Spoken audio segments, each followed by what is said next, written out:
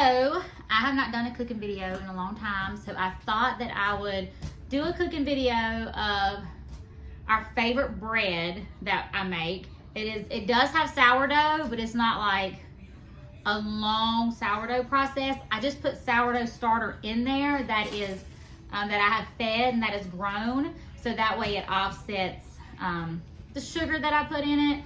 So it's so good, and it only has to cook for 1 hour in the oven. There's no wait time. The only wait time is with the starter. So I always start with the starter first, and I'm not gonna lie to you guys, I just kind of eyeball it.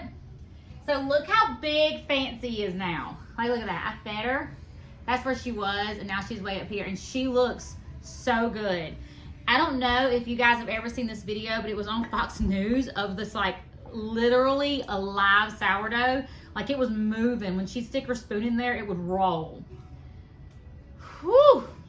So, first things first. Let's see if it does that. It does not roll, but I'm just gonna, I can kind of look and tell, usually about 2 of these spoonfuls. I know when I make my sourdough, like the bread, the artisan bread, how much it calls for. So I normally just do that. And I just put a little bit. I don't want to do too much. And wipe the sourdough off, because if this stuff sits on here, it gets really hard, and I don't want it in my sink.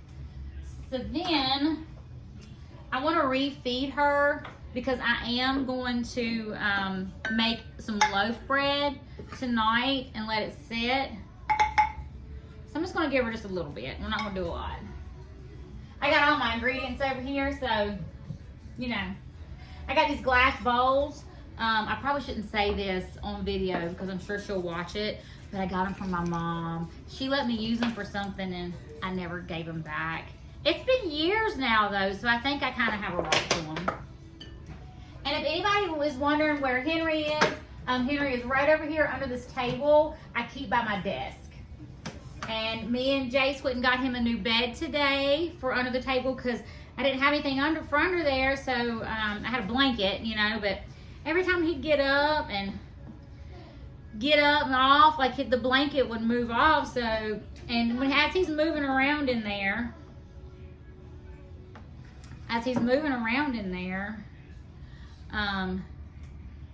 the blanket's rolling around, right? So we don't want that. I feel like I need a little bit more starter. So I know I just fed it, but it's not going to be alive, but it should still be alive, right? I think. All right, anyways. So if y'all see me riding around Rock Hill today in my gray Ford Explorer, and y'all saw a chick in there like having a concert, it's because I have rediscovered Zach Williams again. He was my favorite whenever I first became a Christian. Oh, and I want to talk about that too while I'm cooking this with you guys. Something that's been on my heart lately. So before I get into that, I'm going to start with this. So we do our starter, and I just do like 2 spoonfuls of it. I think it calls for like 30 grams or something. I don't know. So you do your starter, and then it's half a cup of milk. And then it's half a cup of oil. I know I'm not supposed to use vegetable oil, but I just adopted a dog, and olive oil's a little pricey around these parts these days. So we're using vegetable oil when you gotta use a whole half a cup, okay? It's judge-free zone over here. We don't judge, okay? We don't judge. All right, so there's that. And I thought that was a milk lid, but I forgot that I went ahead and filled my cup up. So you do half a cup of vegetable oil or olive oil, whatever oil. I do not recommend canola oil, but whatever. And then you're gonna do your sugar. And then you're gonna do 2 eggs. Let me grab a paper towel to put my eggshells on. I'm gonna do 2 eggs. What I did, there it is. All right, we need 2 eggs. I got olive oil spray for my non-stick pans that are still sticky. Okay. So then we gotta mix this up. And while I'm mixing this up, I wanna talk to you guys about, I don't know if you guys have seen like the Brandon Lake controversy, where he said something like, I can't quote it, he was in an interview and he was like, I mean, this might cause controversy too, but where he was talking about that, churches don't sing enough songs that Bubba in the back of the church can understand. We do a lot of holy, holy, whatever he said. And, I really like Brandon Lake. Like, he's been one of mine and Jace's favorite artists. I mean, just his music's really good. It's really good for Jace, and I think it's really good for the younger generation. No matter how we feel about Brandon Lake, we can't admit that he is reaching a younger generation of people. And I mean, when you listen to his music, I haven't really heard anything that leads us in the wrong direction when it comes to Christ. So there's been a lot of controversy about this. And one of my favorite preachers that I follow on Instagram, Shane Pruitt, I like him. I don't know anything about him like that, but the stuff that he puts on his Instagram, I like it. But anyways, I usually use egg whites, and I use raw eggs this time. Anyways, so I got thinking about it, and I was like, God, I really hate for this controversy to be surrounding Brandon Lake, especially when, he's at the CMA Fest, and he really is reaching an unreached people that, like our younger generation. And I love country music just like the rest of us, but it's not fulfilling. I mean, it does sometimes talk about, God and Jesus and things like that, but it's still not fulfilling like worship music. So I think it's great that him and Jelly Roll have collaborated, because Jelly Roll had become a big part of the country music genre. But anyways, so I got thinking about it, and I was like, but then I on the way to Lake Murray this past weekend, I started listening to Zach Williams again. I was like, Jace, let's jam out to Zach Williams. We haven't listened to it in a long time. So I turned on my Zach Williams CD. Well, my CD. I'm raised in the 90s. So my Zach Williams Amazon Music. Okay. And Zach Williams, whenever I became a Christian, I didn't know any worship music. Any. He's actually playing in the background right now. But I didn't know any worship music. I would go to church, and I didn't really know the songs they were singing, right? I kind of get what Brandon Lake is saying, and hear me out. God is holy, and we are supposed to go to church and worship God and proclaim his holiness. But for somebody that is lost, now, before I say this, I was lost in a way that I was lost. I can't explain that, but I have always walked with God. Like, I might have sinned, I might have lived in sin, but when I tell you, when I was a child, I played with God. I conversed with God all the time. And even in my deepest, darkest, sinful times, God was always there for me. Like, he was always the person that I cried to. It was always God. Person, but God. So I'm not going to say that I was completely lost, but when it comes to someone that doesn't really understand who God is, and I didn't understand who God was fully, right? Until I started going to church and had a good Bible-believing church explain to me what they're saying in the Bible, what God is meaning, and what he's saying about himself. So, Henry don't like his new bed. He just climbed out of the bed and got on the floor. Dagnabbit. Anyways, so to make that long story short, Zach Williams does not do a lot of praising God to where he's like, God is holy, God is the Almighty, the Alpha, the Omega, Waymaker, miracle worker. Zach Williams does a lot of redemption and, that yes, you're lost, but you can come to the table, And I think that is very important for someone who doesn't know God and is seeking, someone that thinks they are completely broken. It changed my life listening to Zach Williams. It completely changed my life. My cousin sent me Fear is a Liar in one of my most anxiety-ridden moments of my life, and Zach Williams changed my life. And in that moment, I realized that I didn't know a lot about God's character and who he was, but I knew at that moment that, fear is a liar. God is over the fear. He owns that. whatever happens to me, I'm fearful for no reason because God has defeated everything. He's defeated the worst possible outcome for me. And that worst possible outcome is actually the best outcome I could ever dream of, right? Anyways, hold on. Let's get back to the cooking and I'll keep going. 1.5 cups of flour. And I usually get the Great Value brand because, you know, times are hard. And I got the rich stuff. So I'm doing this, and look, we got my little flower pot. It looks like Pooh Bear's pot. But anyways, I kind of get what he was saying, because I think that when somebody is so lost and they don't think that they're worthy of God's holiness that we sing about in church, I think that it's hard for them. They might even feel like an overwhelming guilt. But when someone like Zach Williams comes in, and if somebody's sitting in a church and they're listening to a Zach Williams song, tell them that they can bring it all to the table, or that Satan and whatever they're going through is under their feet, or that fear is a liar. And, you know, I think that kind of helps them. It unlocks something in them to say, you know what? He's right. I can bring all of this guilt to the table. I can lay this down at the feet of Jesus. And then at that point, it makes them hunger and thirst for this righteous Savior that they can come to. And then they want to know who he is. And then they find out how holy God is. Right? Just some food for thought. I thought about that. You know, I was kind of like that. Like I said, I knew God. And so I couldn't imagine me knowing and you know, God on a personal level, but I never really knew exactly who God was.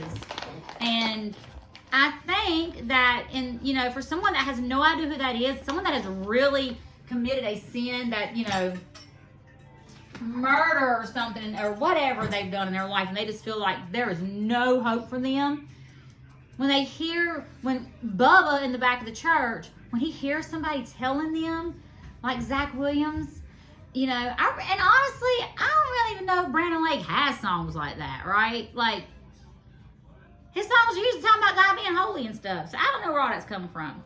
But anyways, there's my rant for the day.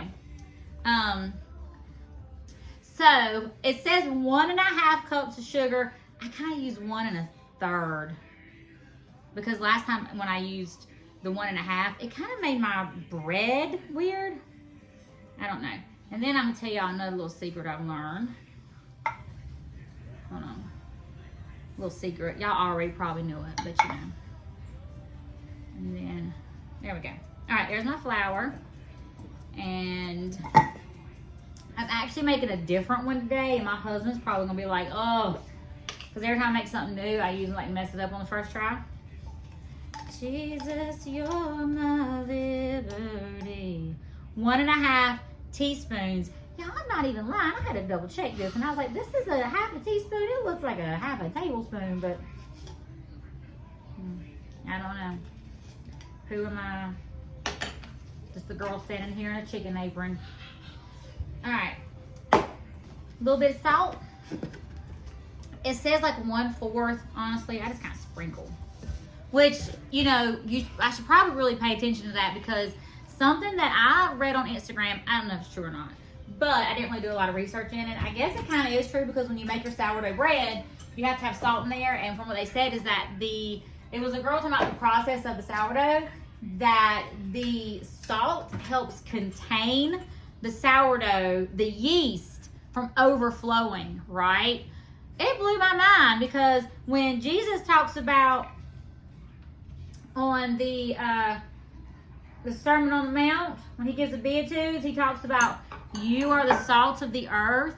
And if y'all ain't seen The Chosen, that is that moment with him and Matthew, when he tells Matthew that, oh, it's life-changing. But anyways, when he talks about you are the salt of the earth, I forgot vanilla. Anyways, when he talks about that, you know, I guess, like, there's a couple different ways to look at that. I just put it a little bit. There's a couple different ways to look at that. And, like, one is, like, you know, you're to season the earth with the gospel, or it keeps things from decaying, right? But then when you think about it like this with the sourdough, we are the salt of the earth. And in the Bible, a lot of times it tells us to make bread without yeast, right? Whenever what's it called? Without leaving or something. And because yeast is, sin is referenced as yeast. So the salt keeps the yeast from overflowing. So it is our job to keep the sin from overflowing. Oh! Whew. Yeah, I love stuff like that. I think I got everything. All right. And then we're just going to mix this up. Jace, come here for a second. I need your help. Will you go right over there and get that red spatula out of the dishwasher for me, please? Jace. He's lost a tooth, and this tooth coming in is so big. Where? In the dishwasher, please. A full cat nap. What? Give me that, please. Thank you. Go. Go. Get. You get. All right, so anyways, I'm so sad about that darn bed, y'all. So a little trick that I have learned is if you take the dry, y'all might know this, you take the dry ingredients and put them into the wet ingredients. You don't have to worry about the dry ingredients sticking to the bottom of the bowl. So you get it all mixed up. So my family's favorite version of this is when I put peaches and blueberries in it, and it is really good. It's actually a recipe I got off of Pinterest for strawberry bread, and then I didn't have strawberries, and I used peaches and blueberries that I had that needed to get cooked up, and it was so good. So today I'm going to use an orange, and I'm going to put it on the bottom of the pan. And I'm going to make it like an upside down orange cake, I guess. I don't know. You know, just trying new stuff. Whatever. I've never made it before. So you don't want to over mix it. I can't wait to show y'all the end. It's so good. I'm gonna have to do something with that darn bed. And we went all the way to TJ Maxx because TJ Maxx is the bed capital of the world, you know? And I don't live that close to TJ Maxx, and I don't work over there anymore. Oh well. No, please, please. What are you trying? Oh. Aunt Beth got him a chicken jockey t-shirt. Get some. Support Chicken Jockey, please. Get out of here. All right, so anyways, we're going to spray her down. Why are you spraying the So the last time I didn't have bread flour, and so I did have some, but I had a little bit. But I wanted to try like all-purpose flour, right? To see, not all-purpose, the self-rising flour, to see if it would make the bread rise more, and it absolutely did not. For one, absolutely did not, and it kind of kept it flat. I don't know, I can't explain it, but it stuck so bad to the pan. I was so mad. So I'm going to cut the orange. I'm not a good cooking show person because I just be talking the whole time. So I'm going to cut the orange. Henry fell off. He didn't fall off. He got off. Well, why did he get off? Mom. I don't know what I'm doing. And then I'm just going to cut it here. I want him to be thin. Oh, look what Charlotte's going to his bed. Mom, look at Charlotte. I don't think I'm being very smart here. But, Oh, look at okay, Charlotte. got it. Just going to peel this off. There's Mom. probably a much better way. I know. She's a little jealous. Jeremy was like, I don't want Charlie to feel like we don't love her anymore. I was like, Charlotte knows we love her. All right. Mom, she's all the way under there. Mom, you could have used your phone stand for the camera. And then, if there's a better way to do this, y'all just say something.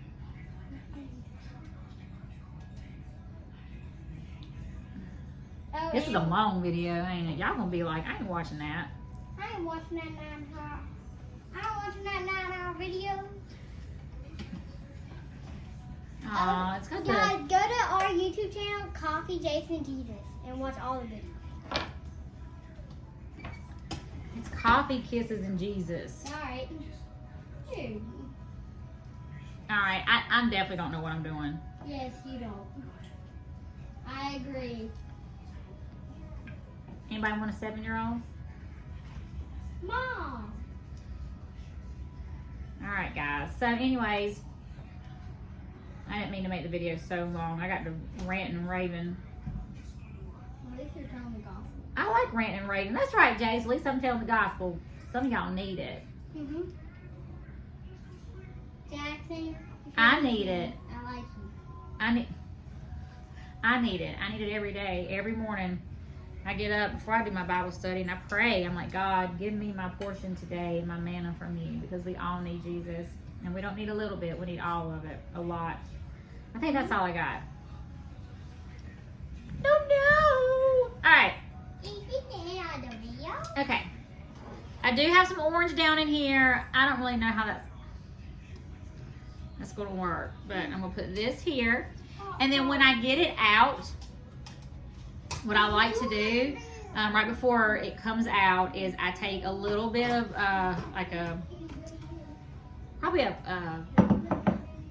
a fourth of a stick of butter, and I melt it and I put some brown sugar in there, probably about a tablespoon, and I stir it up. Then I take a spoon and I poke holes all the way down through the bread, and I pour that butter on there and let it set, and it's amazing. But anyways, I will be back to show y'all my bread. Watch it turn out horrible because I did a video of it. Remember, support Chicken Jockey. Will you turn the video off, please? Oh, and my mom loves chickens. I do love chickens. Will you turn the video off? Dude, they're wolves.